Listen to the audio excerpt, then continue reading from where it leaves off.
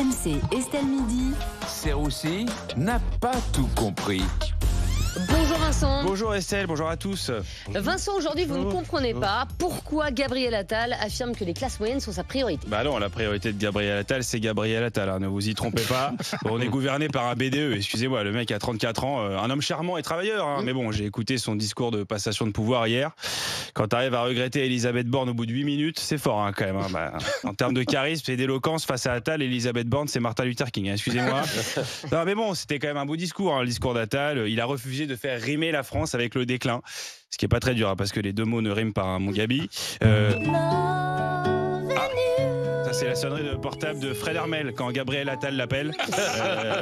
Ah, ils sont ensemble, je sais pas si vous le saviez, oui, Fred est fou amoureux de Gabriel, hein. On les a même vus en scooter hier, ça va rendre très jaloux Olivier Véran. Oh.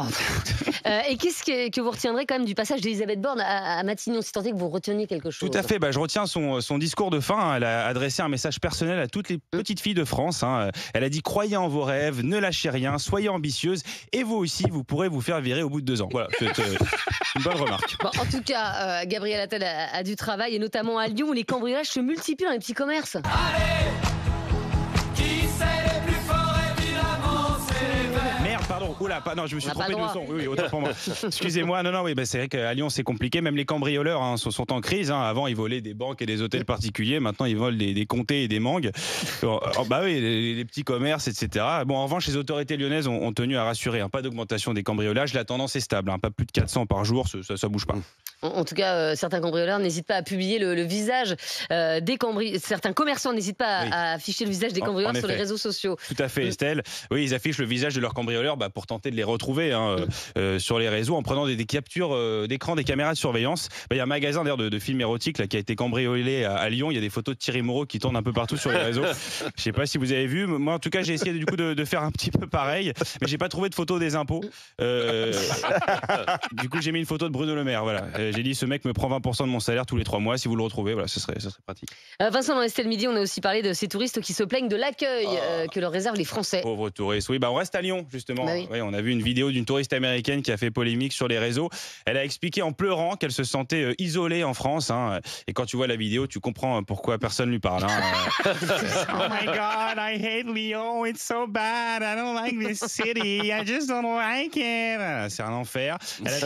Elle a même dit j'ai acheté un béret et personne ne me parle. Voilà, il faut tenir le regard. C'est marrant. Non, mais c'est rigolo. Moi, j'étais aux États-Unis, j'ai acheté un M16 et un Magnum. Personne ne m'a parlé non plus. C'est très étonnant. Hein, les bérets. Et encore, elle vient en France une demi-journée, elle chiale. Hein. Nous, on y vit toute l'année et on essaye de pas trop se plaindre. Alors, elle a dit qu'elle avait quand même appris quelques mots de français, hein, qu'elle connaissait la culture locale, elle comprenait pas. Mais là encore, non. Si tu connaissais la culture locale, tu saurais que si tu dis bonjour et qu'on te répond ta gueule, voilà, c'est que les gens sont contents de te voir. Quoi. En France, t'auras pas mieux en tout cas. Voilà, vous connaissez le pays. Hein. Mais vous comprenez quand même qu'elle ait pu se sentir rejetée, blessée. Écoutez Estelle, je suis désolé pour elle si elle s'est sentie blessée. Mais bon, la nana voulait vivre l'expérience Emily in Paris. Elle a été à Lyon.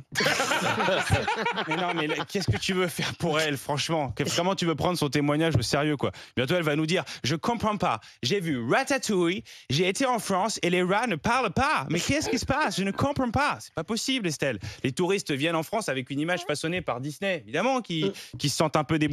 Donc pour la 4e saison d'Emily in Paris, faites une histoire un peu crédible. La musique est là. Découvrez la nouvelle saison d'Emily in Paris, Emily in Saint-Denis. Épisode 1, le frotteur de la ligne 13.